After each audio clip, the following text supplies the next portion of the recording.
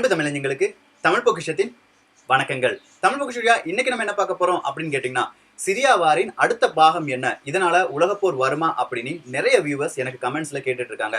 மறுபடியும் சிரியால யுத்தம் அப்படிங்கிறது தீவிரமாக்கப்பட்டுள்ளது, அதன் உண்மைகள் என்ன அப்படின்னு உள்ள வார்த்தைகள் வந்து கொண்டே இருக்கின்றன. இதன் உண்மைகள் என்ன அப்படின்னு நம்ம முதல் பார்ட்ல பார்த்திருந்தோம். துருக்கிக்கு இதனால என்ன லாபம் இருக்கு, சவுதி அரேபியாவுக்கு சிரியா அழிக்கப்பட்டால் என்ன லாபம் இருக்கு, யுஎஸ்ஏக்கு சிரியா அழிக்கப்பட்டால் என்ன லாபம் இருக்கு, ஐரோப்பிய ஒன்றியம் ராஜ்யங்களுக்கு இந்த சிரியா அப்படிங்கிறது அழிக்கப்பட்டால் என்ன லாபம் இருக்கு, இப்படிங்கிறது பல்வேறு டீடைல்ஸை நம்ம ஃபர்ஸ்ட் பார்ட்லயே பார்த்துட்டோம். ஸோ அதை பார்க்காதவங்க தயவு செஞ்சு அதை பார்த்துருங்க. இந்த பதிவில் நம்ம என்ன பார்க்க போறோம் அப்படின்னு கேட்டீங்கன்னா, கடந்த 7 இல்லாட்டி 8 வருடங்களாக நடந்து வரும் இந்த யுத்தத்தில் 3 நாடுகள் சேர்ந்து சிரியாவை அழிப்பதற்கான முனைப்புடன் இன்று பலவிதமான ஆயுதங்களை பிரயோகித்துக் கொண்டிருக்கின்றன. அதுல குறிப்பா அமெரிக்கா, பிரிட்டன் மற்றும் பிரான்ஸ் அப்படின்னு சொல்லலாம். இந்த 3 நாடுகளும் கூட்டுப்படை அமைத்து அந்த கூட்டுப்படை வழியாக வான்வழி தாக்குதலும் பல நகரங்களை தாக்குவதும் செய்து கொண்டிருக்கின்றன. இதற்கு உத்தரவு கொடுத்தது யார் அப்படின்னு கேட்டீங்கன்னா, யுஎஸ் பிரசிடென்ட் டொனால்ட் ட்ரம்ப் அப்படின்னு சொல்றாங்க. 3 நாட்களுக்கு முன்பாகவே டொனால்ட் ட்ரம்ப் அப்படிங்கிறவர் ஒரு எச்சரிக்கை கொடுக்கிறார். அந்த எச்சரிக்கை ரஷ்யாவுக்கு தான் போகுது, ஆனா சிரியாவை மையப்படுத்தியதாக இருக்கிறது. சிரியா ராணுவம் ரசாயன வெடிபொருட்களை உபயோகிப்பதை நிறுத்த வேண்டும். அப்படி நிறுத்தாவிட்டால் கண்டிப்பாக நாங்க 3 வழியாக பல்வேறு விதமான பிரச்சனைகளையும் பல்வேறு விதமான தாக்குதல்களையும் ஏற்படுத்துவோம் அப்படின்னு ரஷ்யாவுக்கு நேரடியாக ஒரு வார்னிங் கொடுத்திருந்தாங்க. உடனே ரஷ்யா அதுக்கு திருப்பி வேறொரு வார்னிங் கொடுத்திருந்து, உங்களால இப்படி வார்னிங் மட்டும் தான் கொடுக்க முடியும், இல்லாட்டி நீங்க இந்த மாதிரி பேச்சு மட்டும் தான் சொல்ல முடியும், கண்டிப்பா செயலை காட்ட முடியாது, செயலை காட்டுனீங்கன்னா அதனுடைய எதிர்வினையை நீங்க பார்க்க வேண்டியிருக்கும் அப்படின்னு நேரடியா வார்னிங் கொடுத்திருந்தாங்க. சோ இந்த 2 நாட்டுக்கு இடையில இருக்கிற வார்னிங் இல்லாட்டி இந்த 2 நாட்டுக்கு இடையில இருக்கிற இந்த யுத்தம் தான் மிகப்பெரிய ஒரு யுத்தமாக சிரியாவை மாற்றியுள்ளது. இதற்கு கூட்டாக சேர்ந்திருப்பவர்கள் தான் சவுதி அரேபியா, பிரிட்டன், பிரான்ஸ் அப்படிங்கிறவங்க தான். இப்போ இந்த 3 படைகளும் சேர்ந்து சிரியாவை அழித்து வருகின்றன. குறிப்பா சிரியாவின் தலைநகரமான டமாஸ்கஸ்ல தான் இவங்களுடைய எல்லா விதமான யுத்தங்களும் நடந்து கொண்டிருக்கிறது. ஏன் இந்த இடத்துல மட்டும் யுத்தம் நடக்குது? கொஞ்ச நாள் சிரியாக்க பேச்சு அப்படிங்கிறது ரொம்ப பெருசா இருக்கு, அது கழிஞ்சு கொஞ்ச நாள் ரொம்பவே இல்லாட்டி யாருமே பேச மறுக்கிறோமே, இதனுடைய காரணம் என்ன, ஊடகங்கள் செய்யும் வேறு விதமான சூழ்ச்சிகள் என்ன அப்படிங்கிறத நம்ம கொஞ்சம் டீட்டெயிலா பார்க்க வேண்டியிருக்கு. இந்த ஊடகங்கள் அப்படின்னு சொன்ன உடனே நமக்கெல்லாம் புரியுற மாதிரி நான் ஒரு சின்ன எக்ஸாம்பிள் சொல்லணும்னா, ஒரு இடத்துல பொதிகை டிவி அப்படின்னு ஒரு தொலைக்காட்சி இருக்குங்க, அதுல ஒரு நிகழ்ச்சி ஒளிபரப்பாகி கொண்டு இருக்கிறது. அதே நிகழ்ச்சி சன் டிவிலையும் ஒளிபரப்பாகுது அப்படின்னு நினைச்சுக்கோங்க. எந்த டிவியை கூடுதலா பார்ப்போம், இல்லாட்டி எந்த தொலைக்காட்சியை நம்ம கூடுதலா பார்ப்போம் அப்படின்னு கேட்டா கண்டிப்பா சன் டிவியை தான் கூடுதலா பார்ப்போம். ஏன்னா எல்லாருக்குமே பிடிச்சதும் இல்லாட்டி எல்லார் வீட்லயும் இருப்பதும் சன் டிவி அப்படிங்கிறது நமக்கு எல்லாருக்குமே தெரியும். சன் டிவி கழிஞ்சு விஜய் டிவி அது வேற ஆர்டர், நான் சொல்றது சின்ன எக்ஸாம்பிள் தான். ஸோ சன் டிவியில இருக்கிறதா நம்ம நம்புவோம், வேற இந்த பொதிகை டிவியில வர்றதை நம்ம நம்ப மாட்டோம். இதே இதை நீங்க உலகளாவிய கொஞ்சம் எடுத்து பாருங்க.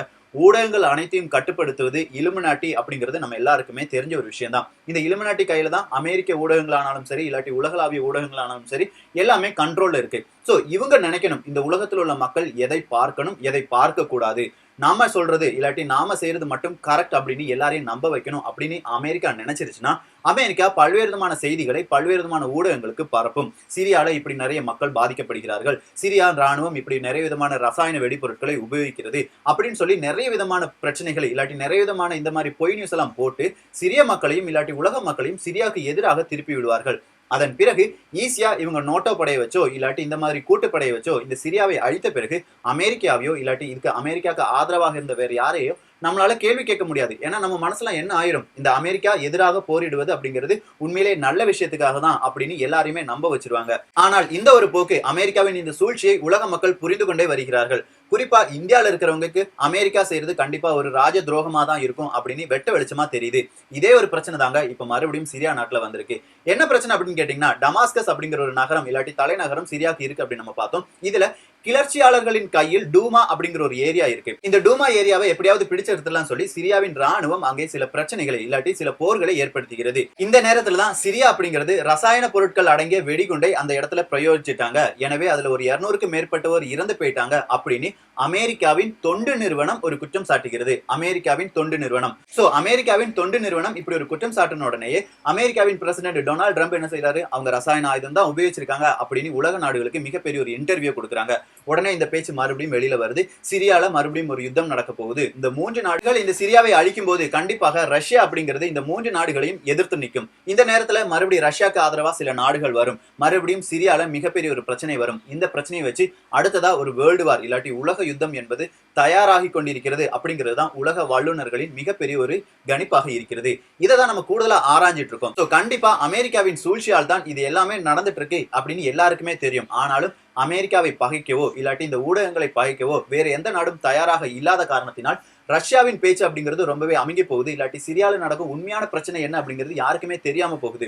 சிரியால இப்படி உண்மையிலேயே பிரச்சனை இருந்துச்சுன்னா கண்டிப்பா சிரியா மட்டுமே இல்லாட்டி சிரியா நாட்டு மக்களுமே இந்த பிரச்சனையை கையாண்டு இருந்தாங்கன்னா அந்த இடத்துல இப்ப என்ன நடந்திருக்குன்னா ஒரு ஆட்சி மாற்றம் நடந்திருக்கும். அவ்வளவுதான். இந்த மாதிரி உயிர்கள் போயிருக்காது, இல்லாட்டி இந்த மாதிரி பிரச்சனைகள் வந்திருக்காது, இந்த மாதிரி போர்கள் வந்திருக்காது. ஆனால் இதை உலகின் சூப்பர் பவர் நாடுகள் விரும்புவதில்லை. அவங்களுக்கு தேவை சிரியால இருக்கிற எண்ணெய் வளம். அதே மாதிரி ஐரோப்பியா ஒன்றிய ராஜ்யத்திற்கு சிரியா வழியாக இவங்க ஈஸியா இந்த எண்ணெய் எல்லாம் கடத்தி விடணும். அவ்வளவுதான் இவங்களுக்கு ஒரு பிரச்சனை. சோ இதுக்காக இவங்க இப்படிலாம் பெரிய பிரச்சனையை ஏற்படுத்தி உலக மக்களை நம்ப வைக்கிறாங்க சிரியால இப்படிலாம் ரசாயன பொருட்களை வீசுகிறார்கள் அப்படின்னு. சோ இந்த ரசாயன வெடிபொருட்களில் எத்தனை பேர் உயிரிழந்திருக்காங்க அப்படின்னு கேட்டீங்கன்னா 70 பேர் உயிரிழந்திருக்காங்க அப்படின்னு சொல்லி ஒபிஷியலா வந்தாலும் 200க்கும் மேற்பட்டோர் உயிரிழந்திருப்பார்கள் அப்படின்னு தான் உண்மையிலே சொல்றாங்க. இதன் பிறகு இந்த 3 கூட்டுப்படைகளும் எந்த விதமான மிசைல்ஸை யூஸ் பண்றாங்க அப்படின்னா உண்மையிலேயே எந்த மாதிரி மிசைல்ஸை இவங்க சோதனை நடத்தணும் அப்படின்னு நினைச்சாங்களோ அந்த மிசைல்ஸ் எல்லாமே இப்ப சிரியா மேல போட்டுட்டு இருக்காங்க. கண்டிப்பா அந்த ரசாயன தாக்குதலை விட இவங்க தாக்குதல் தான் சிரியா மக்களுக்கு ரொம்பவே பெரிய தாக்குதலாக இருக்க போகிறது. இதுதாங்க உண்மை. ஊடகம் அப்படிங்கிறது அவங்க கண்ட்ரோல்ல இருக்கு. அதனால சிரியால நடக்கிறது ரொம்பவே நெகட்டிவ் சைடு மட்டும்தான் நம்ம முன்னாடி வரும். பாசிட்டிவ் சைட்லாம் நம்ம முன்னாடி வர போறதும் கிடையாது. அதை எந்த ஊடகமும் காண்பிக்க போறதும் கிடையாது. இப்போ டமாஸ்கஸ்ல ஒரு 6 குண்டுகள் விழுந்திருப்பதாகவும் அதை சிரியாவின் உள்நாட்டு செய்தி நிறுவனம் உறுதி செய்யப்பட்டதும் அப்படின்னு ஒரு நியூஸ் வந்துட்டு இருக்கு. ஆனா வெளி ஊடகங்களுக்கு அந்த நியூஸ் வரப்போறது கிடையாது.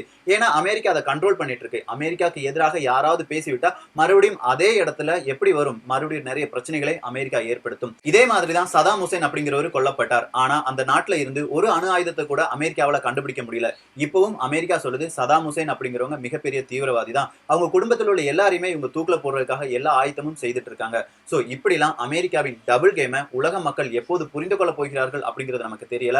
ஆனா இதனால பாதிக்கப்பட போறது கண்டிப்பா சிரியா மக்களும் அதே மாதிரி உலக மக்களும் தான். மிகப்பெரிய ஒரு பிரச்சனை எல்லாம் வரப்போகுது. எந்த ஒரு நாடு வளர்ந்தாலும் அமெரிக்காவுக்கு சுத்தமா பிடிக்காது. உதாரணத்துக்கு சொல்லணும்னா நம்ம சீனா மீது அமெரிக்கா ஏற்படுத்திய அந்த ட்ரேட் வார் அதை நம்ம தமிழ் பொக்ஷன் வழியா பார்த்தோம். அடுத்ததா இந்தியால இருந்து அமெரிக்காவுக்கு ஏற்றுமதியாகும் ஐடி பொருட்களை எப்படியாவது தடை செய்ய வேண்டும். காரணம் அதனாலையும் அமெரிக்காவுக்கு மிகப்பெரிய ஒரு பிரச்சனை வந்து கொண்டிருக்கிறது. இந்தியா அப்படிங்கிறது ஐடில வளர்ந்துட்டு இருக்கு. சோ இதெல்லாம் ஓவர் கம் பண்றதுக்காக அமெரிக்கா அப்படிங்கிற நாடை எல்லா உலக நாடுகளும் புறக்கணிக்க வேண்டும். அப்படி புறக்கணித்து விட்டால் கண்டிப்பாக எல்லா நாடுகளும் அமைதியின் பூங்காவாக மாறிவிடும். இதை குறித்துள்ள உங்களது கருத்துக்கள் இங்கே வரவேற்கப்படுகின்றன. எல்லோரும் தமிழ் பொக்கிஷத்தில் இணைந்திருங்கள். தமிழ் பொக்கிஷம் சேனலை சப்ஸ்கிரைப் செய்யாத தோழர்கள் தோழிகள் தயவு செஞ்சு சப்ஸ்கிரைப் பண்ணிக்கோங்க. நல்லதை பகிர்ந்து நல்ல சமுதாயத்தை உருவாக்குவோம். நன்றி, வணக்கம்.